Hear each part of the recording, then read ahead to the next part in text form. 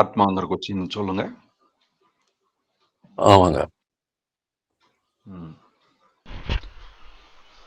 அதாவது இப்ப ஜீவாத்மா. ஜீவன் வேற ஆத்மா வேறயா? ஆத்மாக்கு அழிவு இல்லைன்னு சொல்றாங்க. அப்ப ஆ, ஜீவனுக்கு அழிவு இருக்குல்ல? ஆ, அது நீங்க அப்ப சொல்றது ஜீவன் ஆத்மா ஒண்ணும் கிடையாது இல்ல? நம்ம ஏற்கனவே சித்தவேதத்திலயும் இருக்குது. நானே இதை அன்னைக்கு சொன்னேன். மறுபடியும் கவனப்படுத்துறேன். அதாவது சாமி என்ன சொல்றாருன்னா, பகவத்கீதையும் அந்த மற்ற மகான்கள் சொல்றதும் சாமி சொல்றதும் முரண்படாது. நம்ம கொஞ்சம் முரண்பாடா புரிஞ்சுக்கிறோம், அவ்வளவுதான்.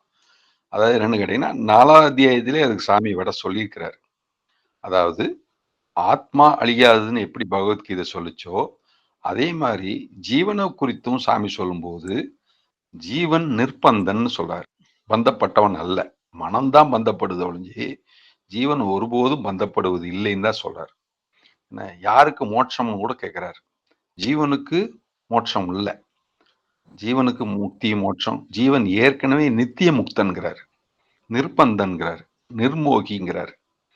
அப்போ அந்த பரிசுத்தமாகி தெள்ள தெளிந்தாருக்கு சிவனே சிவலிங்கம்னு திருமூலர் சொல்ற மாதிரி வருது. அந்த பரிசுத்த தன்மையில இருக்கறனால அதுக்கு அந்த ஜீவன்கிற தன்மையில ஆத்மா, ஜீவ ஆத்மா அப்படிதான் சொல்றோம்.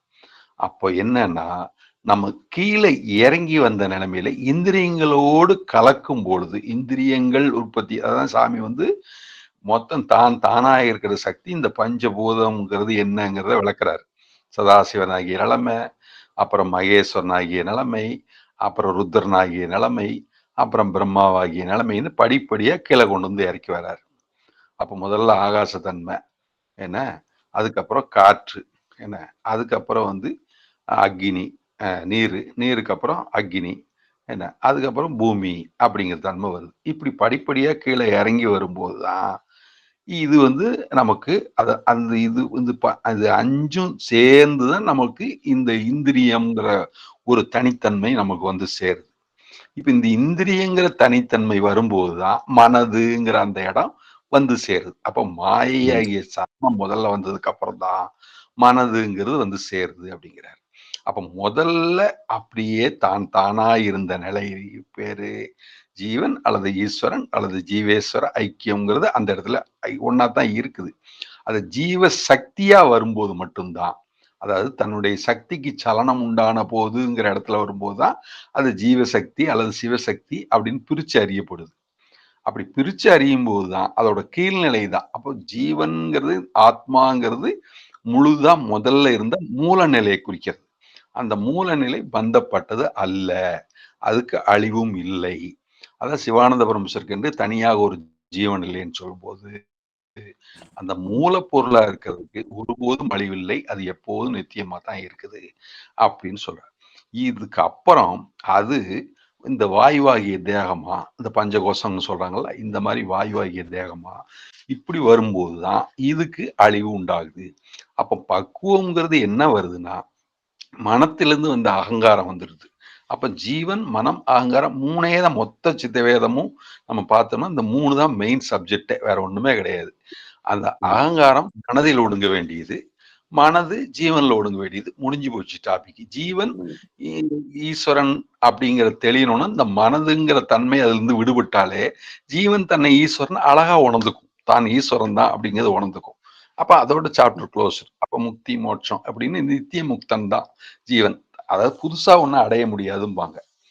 ஒரு ஆற்றலை உருவாக்கவோ ஆக்கவோ அழிக்கவோ முடியாது அப்படிம்பாங்க. அதாவது மாற்றி விடலாம், அதனால ஆற்றல் அழியாதும்பாங்க. அதே மாதிரிதான் இந்த ஆத்ம தன்மைக்கும் அழிவுங்கிறது இல்லவே இல்லை.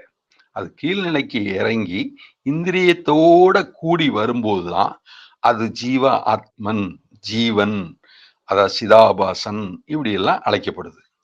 அப்ப இந்திரிய வயமயம் இறப்பதற்கே காரணமாய் அந்தரமே தெரிந்து அருணறையில் வீழ்வேற்கு சிந்ததனை தெளிவித்து சிவமாக்கி எனையாண்ட அத்தனை எனக்கு அருளியவார் ஆர்பெறுவார் அச்சோவின்னு மாணிக்கவாசகர் அதை பாடுறாரு.